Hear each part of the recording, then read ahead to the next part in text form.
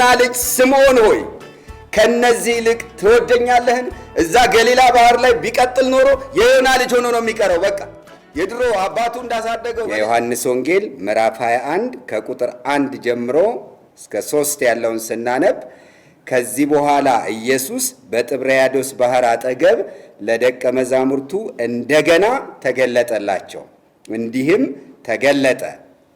ስምዖን ጴጥሮስና ዲዲሞስ የሚባለው ቶማስ፣ ከገሊላ ቃና የሆነ ናትናኤልም፣ የዘብዴዎስም ልጆች ከደቀ መዛሙርቱም ሌሎች 2 በአንድነት ነበሩ። ስምዖን ጴጥሮስ ዓሣ ላጠምድ እሄዳለሁ አላቸው። እነርሱም እኛም ከአንተ ጋር እንመጣለን አሉት። ወጥተውም ወደ ታንኳይቱ ገቡ፣ በዚያም ሌሊት ምንም አላጠመዱም ይላል። በዚህ ስፍራ ላይ በገሊላ ውስጥ 7 ደቀ መዛሙርትን እናገኛለን። ታሪኩ ከኢየሩሳሌም ወደ ገሊላ ይሄዳል። በጥብርያዶስ ባህር አጠገብ በጣም በሚያውቁት ባህር 7 ደቀ መዛሙርት እናገኛለን። ወደ ገሊላ ሊሄዱ የሚችሉበት ምክንያት ምንድን ነው? ከዚህ በፊት የተነሳለት በተለይ ሴቶቹ ወደ ገሊላ ይቀድማችኋል ተብለው እንደነበረ እናስታውሳለን። ከዛም በፊት ራሱ ጌታችን ኢየሱስ ክርስቶስ ወደ ገሊላ እቀድማችኋለሁ ብሏቸው እንደነበረ እናውቃለን። ስለዚህ ከኢየሩሳሌም ወደ ገሊላ የሚወስዳቸው ጉዳይ ነበረ ማለት ነው እና እዚህ ላይ የክርስቶስ ከመሆናቸው አንጻር ያው ያላቸው ግንኙነት ጓደኝነቱም ይሁን ህብረቱ የሚመነጨው ከክርስቶስ ነው። በገሊላ በአንድ ላይ ነበሩ ነው የሚለው። በጴጥሮስ መሪነት ግን ዋናውን ስፍራቸውን ሊያስለቅቅ የሚችል ሐሳብ ይመጣል። ዓሣ ላጠምድ እሄዳለሁ ከመጠራቱ በፊት ወደ ነበረበት ስፍራ፣ ሌሎቹም እዛው ገሊላ ባህር ውስጥ ዓሣ የሚያጠምዱ ለምድራዊ ኑሯቸው የሚያስፈልጋቸውን ነገር ከዓሣ ማጥመድ ሥራ የሚያገኙ ሰዎች ናቸውና ከጌታ ጋር አሁን ከተያዙበት ሥራ ወጥተው ወደ ዓሣ ማጥመድ ውስጥ እየገቡ ነው። ሰዎችን ለማጥመድ የተጠሩ ሰዎች መልሰው የገሊላ ዓሣዎችን ለማጥመድ ሲያፈገፍጉ እንመለከታለን። ነገር ግን በዮሐንስ ወንጌል ምዕራፍ 15 ቁጥር 5 ላይ እንደምንረዳው ጌታችን ኢየሱስ ክርስቶስ እንዲህ ሲል ተናግሯል። ያለ እኔ ምንም ልታደርጉ አትችሉም ብሏል። የገሊላ ባህርን ያውቁታል። ዓሣ የሚጠመድበትን ጊዜ አውቀዋል። ሌሊት ነው። ስለዚህ ሌሊት ነው ሊያጠምዱ የሄዱት። ጴጥሮስ ባደረገባቸው ተጽዕኖ ሌሎቹ 6 ደቀ መዛሙርት ከእሱ ጋር 7 ሆነው በሚያውቁት የገሊላ ባህር ላይ በሚያውቁት ሙያ ዓሣ ለማጥመድ ሌሊቱን ሙሉ ሲደክሙ አደሩ። ግን ከንቱ ነበረ፣ ምንም አላጠመዱም ነው የሚለው። ጌታ ኢየሱስ ክርስቶስ እንዲማሩ የፈለገው ነገር አለ። ይህን የፈቀደበት ምክንያት ያለ እርሱ ምንም ሊያደርጉ እንደማይችሉ፣ የገሊላ ባህር ለኑሯቸውም ሆነ ለወንጌል ሥራ የሚሰጣቸው ነገር እንደሌለ፣ ወደ ተዉት ነገር መመለስ እንደሌለባቸው፣ እስከ ወዲያኛው ጥብርያዶስ ባህር ሊሰናበቱት እንደሚገባ ሊያስተምራቸው ስለፈለገ የሚያውቁት ሙያ ባህሩ ሁሉም ለነሱ የሚሰጣቸው ነገር እንደሌለ መማር ነበረባቸው። ከዚህ በኋላ ምንድነው የሚሆነው? ታዲያ ከዚህ በኋላ ሰዎችን ወደ ማጥመድ አገልግሎት ሲመለሱ እንዴት ነው ለኑሯቸው የሚሆነውን አቅርቦት ማን ይሰጣቸዋል? ሙያቸው፣ ድካማቸው፣ ባህሩ ወዘተ የማይሰጣቸው ከሆነ ከየት ነው የሚያገኙት የሚለው ከቁጥር 4 ጀምሮ እስከ 8 ቀርቦልናል። ጌታ ኢየሱስ ክርስቶስ ምን ያህል ታማኝ እንደሆነ በነጋ ጊዜ ይላል። ሌሊቱ ሲያልፍ፣ የድካም ሌሊት ሲያልፍ፣ የውድቀት ሌሊት ሲያልፍ፣ ብርሃን ሲፈነጥቅ፣ በነጋ ጊዜ ኢየሱስ በባህር ዳር ቆመ ይለናል። ደቀ መዛሙርቱ ግን ኢየሱስ መሆኑን አላወቁም። የሚገርም ነው። ገና ከጨለማው እየወጡ ነው። አልለዩትም። ኢየሱስም እንዴት አስተናገዳቸው? ልጆች ሆይ በማለት ነው የሚያስተናግዳቸው። አንዳች የሚበላ አላችሁን? የለንም ብለው መለሱለት። እርሱም መረቡን በታንኳይቱ በስተቀኝ ጣሉት፣ ታገኙም አላችሁ አላቸው። ስለዚህም ጣሉት። በዚህም ጊዜ ከዓሣው ብዛት የተነሳ ሊጎትቱት አቃታቸው። ኢየሱስ ይወደው የነበረውም ደቀ መዝሙር ጴጥሮስን ጌታ እኮ ነው አለው። ስለዚህ ስምዖን ጴጥሮስ ጌታ መሆኑን በሰማ ጊዜ ራቁቱን ነበረና ልብሱን ታጥቆ ወደ ባሕር ራሱን ጣለ። ሌሎቹ ደቀ መዛሙርት ግን ከምድር 200 ክንድ ያህል እንጂ እጅግ አልራቁም ነበርና ዓሣ የሞላውን መረብ እየሳቡ በጀልባ መጡ ይላል። ስለዚህ ጌታችን ነው እየመለሳቸው ያለው። እነሱ አይደሉም ወደ ስፍራቸው እየተመለሱ ያሉት፣ ወይም በልዩ ጥረት በሌላ ከነሱ መካከል የተሻለ በሆነ አንድ መልካም ሰው አነሳሽነት አይደለም ወደ ስፍራቸው የሚመለሱበት ሁኔታ የተፈጠረው። ራሱ ጌታ በባህሩ ዳር ቆመ ይላል። እንግዲህ ዛሬም ብዙዎቻችን ያለ ክርስቶስ ብዙ መድከም አለ። እርሱ በሌለበት ስፍራ ብዙ መባዘን አለ። ራሳችንን በራሳችን ማኖር የምንችል ይመስለናል። የአገልግሎት መንገዶችም ቢሆኑ ጌታ ኢየሱስ ክርስቶስን ወደ ጎን ትተን ብዙ ብንሮጥ፣ ብዙ ጥበብ፣ ብዙ ችሎታ፣ ብዙ ዕውቀት፣ ብዙ ዘዴ፣ ብዙ ተሰሚነት ቢኖር እሱ ካላዘዘው ዓሣው አይመጣም። ይሄ መታወቅ መቻል አለበት። በወንጌል ሥራ ላይ በአግባቡ ልንጠቀምበት ይገባል። ዛሬም ያለ እኔ ምንም ልታደርጉ አትችሉም ይለናል። አልተቆጣም፣ ፊቱን አልቀየረባቸውም። እንደ አባት ልጆች ሆይ ነው ያላቸው። ግን ልስጣቸው አይደለም ያላቸው። ምክንያቱም እንደሌላቸው ካላመኑ የሚሰጣቸውን ሊቀበሉ አይችሉም። ምክንያቱም ገና አላወቁትም። ስለዚህ የሚበላ ማቅረብ እንዳልቻሉ ማመን፣ ከዛም ማፈር ነበረባቸው። ምንም እንደሌለው ያመነ ሰው ለመቀበል እጁን ይዘረጋል። እሱ ከነሱ አንዳች ሊቀበል አይደለም፣ ነገር ግን ሊሰጣቸው ነው በዚያ የተገኘው። ከመስጠቱ በፊት ግን እሱነቱን ማወቅ ነበረባቸው።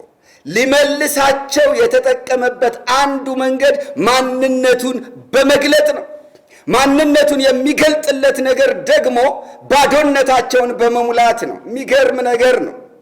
በስተቀኝ ጣሉት መረቡን አላቸው። ባህሩ ያው ነው፣ ታንኳዋ ያው ናት፣ መረቡ ያው ነው፣ ሙያቸውና ልምዳቸው ያው ነው። ሌሊቱን ሙሉ ተጠቅመውበታል። እንኳን በሌሎች አቅጣጫዎች በስተቀኝም ቢሆን ሳይጥሉ እንደማይቀሩ መረዳት እንችላለን። ግን አሁን እሱ ሲናገር ግን በሱ ትእዛዝ ሲሆን ግን ሊጎትቱት አቃታቸው ነው የሚለው። እንኳን ጀልባው ላይ አውጥተው ሊያስቀምጡት እንዲህ መጎተት እኮ ነው ያቃታቸው። ያንን የሚያህል እጅግ ብዙ ዓሣ በሱ ትእዛዝ ተሰጠ። እርሱ የባህሩ ጌታ ነው። እርሱ የዓሣዎቹ ጌታ ነው። በእነሱም ላይ ጌታ ሆነ። እንግዲህ ጌትነት ማዘዝ ነው። የሚያዘው ትእዛዝ ሲፈጸምለት አዛዡ ጌታ መሆኑን ነው የሚያስረዳው። በስተቀኝ ጣሉት ለሚለው ትእዛዝ ሲታዘዙ ዓሣዎቹም ደግሞ ግቡ ተባሉ፣ ገቡ። ባህሩም ሰጠ። ይሄንን አድራጎቱን ከደቀ መዛሙርቱ መካከል መለየት የቻለው ግን አንድ ሰው። ለዚህ ያበቃው ደግሞ ምንድነው? እሱ ጌታ ለሱ ያለውን ፍቅር ማወቁ ነው። ጌታ እንደሚወደው የሚያውቅ የዚህ ወንጌል ጸሐፊ ነገሩን ለየው። ስለዚህ ጌታ እኮ ነው አላቸው። በጣም የሚገርም ነው። ለጴጥሮስ ነው እንግዲህ የጌታችን የኢየሱስ ክርስቶስ ልዩ ትኩረት ጴጥሮስ እንደሆነ ከመነሻው መረዳት እንችላለን። እሱን መመለስ ነው። እና እንዴት ነው እየመለሰው ያለው? ጌታ እኮ ነው። ከማ በደረቱ ተጠግቶ ከነበረው ከሚወደው ደቀ መዝሙሩ ይሄን ምስክርነት ሰማ። ታዲያ ጴጥሮስ በጣም የሚገርም ነው። በአክሽን በተግባር ቀዳሚ ነው። ሁልጊዜም እንደምናውቀው ዮሐንስ በመለየት ጌታ መሆኑን በመለየት ይቅደመው እንጂ ወደ ጌታ ግን ተስፈንጥሮ በመሄድ በእግሮቹ ስር ለመሆን ቀድሞ በመሄድ በትንሣኤው ጊዜ እንደሆነው ማለት ነው። ቀድሞ የገባው እኮ ጴጥሮስ ነው። በሩጫ የቀደመው ዮሐንስ ነው። ወደ መቃብሩ ቀድሞ የገባው ግን ጴጥሮስ ነበረ። አክሽን ላይ ድፍረት አለው። ይፈለጋል። ይሄ ለወንጌል ሥራ፣ አሳ ለማጥመድ ሥራ፣ ሰዎችን ለማጥመድ ሥራ፣ በውጭ ባለው ዓለም ውስጥ ደፍሮ የጌታን ነገር ይዞ በመሄድ ጉዳይ እንዲህ አይነቱ የጴጥሮስ ባህሪ ተፈላጊ ነው። ግን ብቻውን ጥቅም ስለሌለው የዮሐንስም ተፈላጊ ነው። አንድ ጉባኤ ዮሐንስም ጴጥሮስም ያስፈልገዋል። ነገሮችን በስክነት የሚለዩ እውነትን በአግባቡ ለይተው የሚናገሩ ሰዎች ያስፈልጋሉ። እንደ ጴጥሮስ ደግሞ ተወርውረው ለሰሙት ቃል ምላሽ የሚሰጡ ያስፈልጋሉ። እና ልብሱን ታጠቀና ወደ ባህር ራሱን ጣለ። ከሌሎች ደቀ መዛሙርት ቀድሞ ወደ ጌታ ሲሄድ እንመለከተዋለን። ሌሎቹ ግን ጀልባቸው ላይ ሆነው ያንን አሳ እየጎተቱ ሲመጡ ነው የምንመለከተው ማለት ነው። አሁን ያደረገው የእርሱን ማንነት ለመግለጥ ነው፣ ጌታ መሆኑን ለማሳየት ነው። ከዛ በኋላ ግን አያችሁት፣ ምግቡን ከባህር ውስጥ ያገኙት ምግብ አይደለም ሲመገቡ የምንመለከተው። ከቁጥር 9 ጌታ ኢየሱስ ክርስቶስ ራሱ እንዴት እንደሚመግባቸው ያሳያቸዋል። ወደ ምድር በወጡ ጊዜ ፍምና ዓሣ በላዩ ተቀምጦ እንጀራም አዩ ይላል። ኢየሱስም አሁን ካጠመዳችሁት ዓሣ አምጡ አላቸው። ስምዖን ጴጥሮስም ወደ ጀልባይቱ ገብቶ 153 ታላላቅ ዓሦች ሞልቶ የነበረውን መረብ ወደ ምድር ጎተተ። ይህንም ያህል ብዙ ሲሆን መረቡ አልተቀደደም። ኢየሱስም ኑ ምሳ ብሉ አለ። ከደቀ መዛሙርቱ አንድ እንኳ አንተ ማነህ ብሎ ሊመረምረው የደፈረ አልነበረም፣ ጌታ መሆኑን አውቀው ነበርና። መጀመሪያ እንዲያውቀው የተፈለገው ጌታ መሆኑ ነው። አውቀዋል። አሁን ጌታ መሆኑን ካወቁ እሱ የሚለውን ነገር በሙሉ መስማት ብቻ ነው። ኢየሱስም መጣና እንጀራ አንስቶ ሰጣቸው፣ እንዲሁም ዓሣውን። ኢየሱስ ከሙታን ከተነሳ በኋላ ለደቀ መዛሙርቱ ሲገለጥላቸው ይህ 3ኛው ጊዜ ነበረ ይላል። በጣም የሚገርም ነገር። አሁን 2 ነገር ነው ያደረገው ጌታችን ኢየሱስ ክርስቶስ በዚህ ስፍራ ላይ። አቅርቦት ይዞ መጣ። ምን ፍም፣ ዓሣ በላዩ ተቀምጦ፣ ከዛ ዳቦ፣ እንጀራ። እነዚህ በሙሉ የሚያስፈልጉ ናቸው። ዓሣው ከባህር፣ ዳቦው ከምድር። የባህሩም የምድሩም ጌታ ስለሆነ ሁሉን አዞ አዘጋጅተዋል። ግን ይሄ ደግሞ መብሰል ወይም መሰራትስ እንዴት ነው የሚችለው? ማነውስ የሚሰራው? ፍም፣ እሳት ለዚህ የሚያስፈልገውንም እሳት አቅርቧል። እነሱ ምን አቀረቡ? ሲደክሙ አድረው ምንም አላገኙ። ጠዋት ላይ አገኙ። አለ ሰዓቱ 153 ትልልቅ ዓሣዎች አግኝተዋል። እሱንም ያገኙት በጌታ ትእዛዝ ነው። ግን ያንን ሁሉ ዓሣ ጎትተው ይዘው ሲመጡ ዛሬ በቃ እንደ ልብ ነው ብዙ ተገኝቷል ብለው አሁን እንኳን ያጠመዱት ዓሣ ላይ እንኳን እንዲመኩ አላደረጋቸውም። ልክ ሲደርሱ የተዘጋጀ ምግብ ተቀበላቸው። ጌታ ኢየሱስ ክርስቶስ አቀረበላቸው። በጣም ሊማሩ ይገባቸዋል። በወንጌል ሥራ የሚሰማራ ሰውን አስመልክቶ ጌታ የወሰደውን ዋስትና የሚያሳይ ነው። ሰዎችን በማጥመድ አገልግሎት ውስጥ ያለውን የጌታ ኢየሱስ ክርስቶስ ተሳትፎ የሚያሳይ ነው። የወንጌል ቀለብን በማቅረብ ኃላፊነቱን እየወሰደ ነው ያለው ጌታ ኢየሱስ ክርስቶስ። በኋላ ነው እንግዲህ አሁን ካጠመዳችሁት ዓሣ አምጡ ያላቸው። የእሱ ከቀረበ ወዲያ ነው እነሱ ያጠመዱት ነገር። እሱም ቢሆን ከእሱ የተገኘ ነው ሲጀምር። በመጨረሻ ግን መስተንግዶ ምንም የሰሩት ነገር የለም። መብላት ነው የተፈለገው። ሲበላ ምንድን ነው የሆነው? እንጀራን አንስቶ ሰጣቸው። ማስተናገድ ነው የጀመረው። እንዲሁም አሳውን። ስለዚህ አቀረበ። ከዛስ አስተናግዱ እንኳን አላላቸውም። እራሱ ነው ያስተናገደው። ሰጣቸው ነው የሚለው። ልጆች ሆይ አለ ጌታ። እዚህ ላይ አባታዊ ስፍራ ይዘዋል። ከደቀ መዛሙርቱ ጋር ያለውን ግንኙነት እንደ አባት ነው ያደረገው። ዛሬ በክብር ያለው ጌታ ኢየሱስ ክርስቶስ እና እስከ ዓለም ፍጻሜ ከእናንተ ጋር ነኝ ያለው ጌታ ኢየሱስ ክርስቶስ እናም ደቀ መዛሙርቱ ወጥተው በየስፍራው ሰበኩ፣ ጌታም ከእነሱ ጋር አብረው ይሠራ ነበር የተባለለት ጌታ ኢየሱስ ክርስቶስ በወንጌል ሥራ ላይ የተሰማራን ሰዎች አሳ በማጥመድ አገልግሎት ማለት ሰዎችን በማጥመድ አገልግሎት አሳ የምንላቸው እዚህ ላይ ከዓለሙ ከአሕዛቡ ዓለም የሚመጡትን ነፍሳት ነውና በዚህ አገልግሎት ውስጥ ላለን ሰዎች ጌታ እጁ ሙሉ ነው። መንገድ አለው። ከወንጌል ቀለብ እንዲቀበሉ ዛሬም ቢሆን ጌታ ደንግጓል። መንገዶችን ያዘጋጃል። ዋስትና ከሰው ዘንድ አንፈልግ።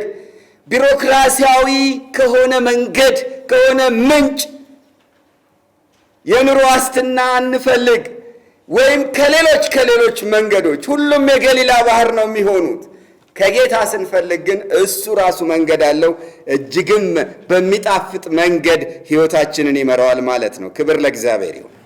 ቀዳሚ አገልጋይ በሆነው በጴጥሮስ ላይ እየሰራ ያለውን የመመለስ ሥራ ለመጨረሻ ጊዜ ሲያጠናቅቅ የምናይበትን ክፍል ደግሞ ቀጥሎ እናገኛለን።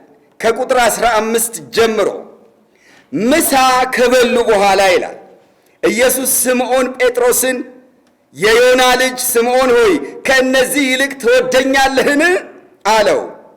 አዎን ጌታ ሆይ እንደወደ አንተ ታውቃለህ አለው። ግልገሎቼን አሰማራ አለው። ደግሞም ሁለተኛ የዮና ልጅ ስምዖን ሆይ ትወደኛለህን አለው። አዎን ጌታ ሆይ እንደወደ አንተ ታውቃለህ አለው። ጠቦቶቼን ጠብቅ አለው። ሦስተኛ ጊዜ የዮና ልጅ ስምዖን ሆይ ትወደኛለህን አለው። ሦስተኛ ትወደኛለህ ስላለው ጴጥሮስ አዘነና ጌታ ሆይ አንተ ሁሉን ታውቃለህ፣ እንድወድህ አንተ ታውቃለህ አለው። ኢየሱስም በጎቼን አሰማራ አለው። ሐዋርያው ጴጥሮስ የመንግሥተ ሰማያትን መክፈቻ ተቀብሎ በውጭ ካለው ዓለም ወደ እግዚአብሔር መንግሥት ሰዎችን እንዲያስገባ ብቻ የተጠራ ሐዋርያ አይደለም። ወይም የወንጌልን መረብ በዓለም ባህር ውስጥ እየጣለ በዚያ የሚገቡትን ሰዎች የሚያጠምድ የወንጌል ሠራተኛ ብቻ አይደለም። ከዚህ በበለጠ በውስጥ ላለው ሥራም ይፈልገዋል፣ ለእረኝነት ሥራ። ስለዚህ ጴጥሮስን በዚህ ደረጃ የእረኝነት ሥራን እና አገልግሎትን በማገልገል ደረጃ ብቁ እንዲሆን ወደዚህ አገልግሎት እንዲመጣ በሚያስችል ደረጃ መመለስ መቻል አለበት። መመለስ ብቻ ሳይሆን ያለበት መመለሱን መቀበል አለበት። ወይም ከጌታ ጋር ያለው ነገር ነፃ መሆን አለበት። ጌታ በሙላት እንደተቀበለው ሕሊናው ንጹሕ መሆን መቻል አለበት። ስለዚህ አሁን ጴጥሮስን በግል የመለሰው ቢሆንም በግል ከጴጥሮስ ጋር ያለው ጉዳይ ያለቀ ቢሆንም በአደባባይ ግን በጓደኞቹ በደቀ መዛሙርቱ ፊት ግን ሊመልሰው ፈለገ። ነገሮች በአጠቃላይ እነሱም እያዩ በአደባባይ ነፃ መሆኑ መረጋገጥ ነበረበት። ወደሚፈለገው ደረጃ መድረሱ መታወቅ ነበረበት። ስለዚህ ጠዋት ምሳ ካበላቸው በኋላ የሚገርም እኮ ነገር ምግብ ካበላቸው በኋላ እነዛ 7 ደቀ መዛሙርት ባሉበት በይፋ ጴጥሮስ ተጠየቀ። በጣም ደስ የሚል ነገር ነው። ጌታ ኢየሱስ ክርስቶስ በየግላችን ብቻ ተቀብሎን እሱ ትቶልን እሱ መልሶን ከእሱ ጋር ያለውን ህብረት በግል አድሰን በዛው ብቻ እንዲያበቃ አይደለም የሚፈልገው። የእኛ ነገር በሌሎች እስከታወቀ ድረስ በሌሎች ህሊና ውስጥም ንጹሕ ነገር መፈጠር አለበት። ቀጥሎ በእረኝነት ማገልገል ቢያስፈልገው ደቀ መዛሙርቱ እንዴት ነው የሚሰሙት? ሌሎቹ የጌታ ደቀ መዛሙርት አሁን ያሉት 7 ብቻ አይደለም፣ የቀሩም አሉ፣ ወንዶችም ሴቶችም 120 ማህበር አለ። በኋላ እኮ ሲሰራ እናያለን። ይሁዳ በተወው ስፍራ እያለ ሐዋርያነትን እንዲቀበል አንድ ሰው ያስፈልገናል እያለ እኮ ወደ ስራው ይገባል። የእረኝነቱን ስራ እኮ ይቀጥላል። በኋላ ላይ የውስጥ ስራዎችን ይሰራል። እንዲህ አይነት ስራ ላይ በውስጥ በቤተ ክርስቲያን ተሰሚነት ሊኖረው ይችላል። ጴጥሮስ የጌታ የሆኑትን በጎች በአግባቡ በክርስቶስ ልብ በእረኝነት ማገልገል ይችላል ወይ? በጣም ደስ የሚል ነገር ነው። በገላትያ መልእክት ምዕራፍ 6 ቁጥር 1 ላይ ሰዎችን የመመለስ አገልግሎት ተጠቅሷል። እንዴት ነው ሰዎች የሚመለሱት? ሰዎችን የመመለስ ስራው እንዴት ነው የሚሰራው? መንፈሳውያን የሆናችሁ እናንተ እንዲህ ያለውን ሰው በየዋሃት መንፈስ አቅኖት ይላል። አንዳንድ ጥፋቶች ቢኖሩ በጉባኤ መካከል ሰዎችን ለማረምና ለንስሐ ለማብቃት መንፈሳውያን የሆኑ ሰዎች መጠቀም ያለባቸው መንገድ ይሄ ነው። የየዋሃት መንፈስ ነው። ታዲያ ጴጥሮስ ለራሱ የተደረገለትን ለሌላው ማድረግ ይችላል ማለት ነው። ወድቋል። ጴጥሮስ በግልጽ ነው የወደቀው። ከአንዴም 3 ጊዜ ነው የካደው። ከዛም በኋላ ደግሞ አሁን እንኳን ሳይቀር በሱ መሪነት ነው ሰዎች ወደ ዓለማዊ ነገር ውስጥ እየሄዱ ያሉት። ማለት ጌታ ከተቀበለውና እንደገና እንኳን ይቅር ካለው በኋላ እንኳን ለዛ ነገር ብቁ ነኝ ብሎ አላሰበም። በቃ አገልግሎቱን እንደሚቀጥል አላሰበም። ወደ አሳ ማጥመድ ስራ ተመለሰ። ስለዚህ ይህን ሰው ጌታ ለሚፈልገው አገልግሎት ለማብቃት ምን ደረግ? ስለ ጌታ ኢየሱስ ክርስቶስ እንደምናውቀው ያው እኔ በልቤ የዋህ ትሑትም ነኝ አለ። ስለዚህ ይቅር ብሎታል። በየደረጃው ወደ ስፍራው ለመመለስ ግን የራሱን የጴጥሮስን ስነ ልቡና የውስጥ ስሜቱን ማከም መፈወስ ነበረበት። በሰዎችም ፊት ስላለው ተቀባይነት ጌታ ያስብ ነበርና ደቀ መዛሙርቱም እንዲነጻላቸው ሕሊናቸው ነጽቶ እንዲቀበሉት ማድረግ ፈልጓል። ስለዚህ በፊት ለፊታቸው ጥያቄ ጠየቀው። ወደ ውስጥ ገብቶ መረመረው። እሱ ራሱ መለወጥ አለበት። የሚቀረው ነገር አለ ማለት ነው። ምን አለው? ከነዚህ ይልቅ ትወደኛለህን? በድሮ ስሙ ነው የጠራው። የዮና ልጅ ስምዖን ሆይ ከነዚህ ይልቅ ትወደኛለህን? እዛ ገሊላ ባህር ላይ ቢቀጥል ኖሮ የዮና ልጅ ሆኖ ነው የሚቀረው። በቃ የድሮ አባቱ እንዳሳደገው በልጅነቱ አሳ ማጥመድ እንዳለማመደው ማለት ነው። ወደዛ ነው ሄድከው እንደማለት እኮ ነው። የዮና ልጅ ስምዖን ሆይ ከነዚህ ይልቅ ትወደኛለህን? ከነዚህ ይልቅ በንጽጽር ያኔ ምን ብሎ ስለነበረ ነው? ሁሉ ቢክዱህ ወደ ወህንም ይሁን ወደ ሞትም ቢሆን እኔ ካንተ ጋር ሄዳለሁ እንጂ አልክድም በማለት ተናግሮ ነበር። ከሌሎቹ የበለጠ ፍቅር እንዳለው ነበር የሚያስበው። ስለዚህ በዚህ መፈተን ነበረበትና ከነዚህ ይልቅ ትወደኛለህን? መልሱ ምን ሆነ? አሁን ጌታ ሆይ እንደወድህ አንተ ታውቃለህ። አሁን ተመልሷል። ጴጥሮስ ይወደዋል፣ ግን እወድሃለሁ ብሎ መተማመን አልፈለገም። እንደወድህ እኔ ከማውቀው ይልቅ አንተ ነህ የምታውቀው። በራስ መተማመን የሚባል ነገር አሁን የለም። ስለዚህ ምን ተባለ? ግልገሎቼን አሰማራ፣ መግብ ማለት ነው። ከትንንሾቹ ጀመረ። ከዛ ቀጠለና ሁለተኛ ጊዜ ትወደኛለህን ሲለው ግን ከነዚህ ይልቅ አላለውም። ሁለተኛ የዮና ልጅ ስምዖን ሆይ ትወደኛለህን? ከሌሎቹ ይልቅ ሳይሆን አሁን ያለ ንጽጽር ራሱ አንተ ከሌሎቹ ሊያንስም ሊበልጥም ይችላል እንደፈለገው እሱ አይደለም። አሁን በንጽጽር ሳይሆን ሪሊ አንተ ትወደኛለህ ወይ ነው። ከባድ ጥያቄ ነው። ከቅድሙ ጠንከራል። ያኮ ተነጻጻሪ ነው። በተነጻጻሪ በአንጻራዊ ሁኔታ ትወደኛለህ ወይ ነበረ። አሁን ግን ትወደኛለህ ወይ በእርግጥ ነው ጥያቄ። አሁን ጌታ ሆይ እንደወድህ አንተ ታውቃለህ አለው። ጠቦቶችን ጠብቅ ካለ በኋላ ለሶስተኛ ጊዜ ግን ጌታ ምን እንዳደረገ ታውቃላችሁ? ወደ ራሱ ወደ ጴጥሮስ የፍቅር ደረጃ ወረደ። እንደወድህ አንተ ታውቃለህ። የሆነ አለኝ እኮ እያለ ነው፣ ግን አልተማመነበትም። አንተ ነህ የምታውቀው እያለ ነው። እሱስ ቢሆን አለህ ወይ ነው ጥያቄው። በጴጥሮስ ውስጥ ያለ የትኛውም የግል መተማመን ከጨዋታ ውጭ እንዲሆን ነው ጌታ ኢየሱስ ክርስቶስ እያደረገው ያለው። ከዛ ምን አለ ጴጥሮስ? በቃ በፍጹም ራሱን በጌታ ላይ ጣለ። ጌታ ሆይ አንተ ሁሉን ታውቃለህ። በአንተ ደረጃ ያለውንም ፍቅር፣ በእኔም ልብ ውስጥ ያለውን የፍቅር መጠን፣ እኔ የምወድበትን መጠን ሁሉንም እኔ አላውቅም፣ አንተ ታውቃለህ።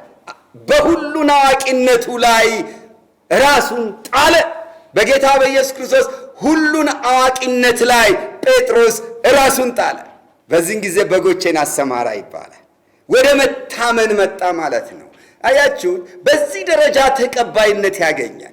በዚህ ደረጃ እንደገና ጌታ ኢየሱስ ክርስቶስ የመለሰው ሰው ለአደራ ይበቃል፣ ለአደራ ይበቃል።